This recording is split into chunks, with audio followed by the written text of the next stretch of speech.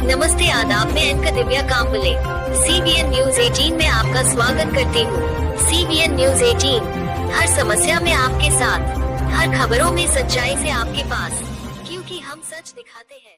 जैसे ही ट्रेन रवाना होने को हुई, एक औरत और उसका पति एक ट्रंक लिए डिब्बे में घुस पड़े। दरवाजे के पास ही औरत तो बैठ गई, पर आदमी चिंतातुर खड़ा था।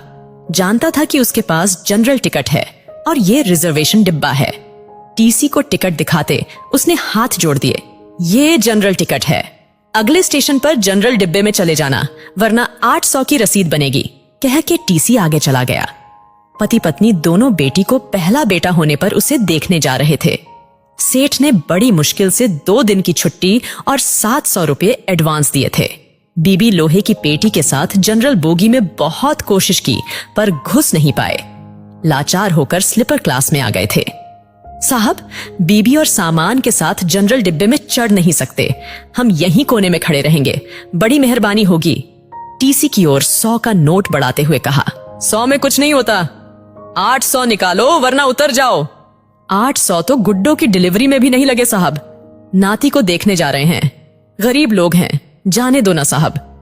अब की बार पत्नी ने कहा, तो फिर ऐसा करो 400 निकालो, एक की रसीद बना देता हूं, दोनों बैठे रहो।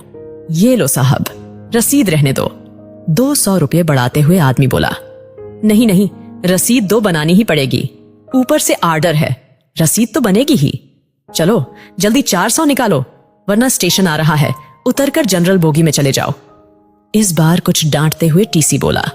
आदमी ने 400 रुपए ऐसे दिए मानो अपना कलेजा निकाल कर दे रहा हो।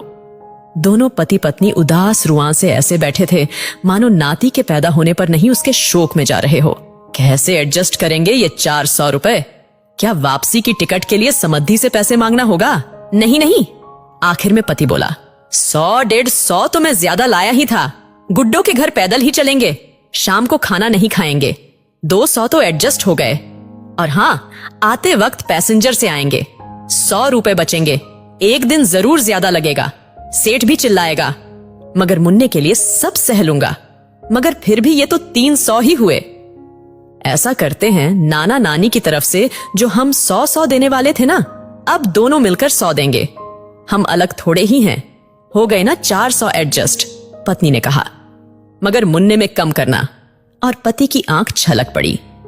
मन क्यों भारी करते हो जी, गुड्डो जब मुन्ना को लेकर घर आएंगी तब 200 ज्यादा दे देंगे।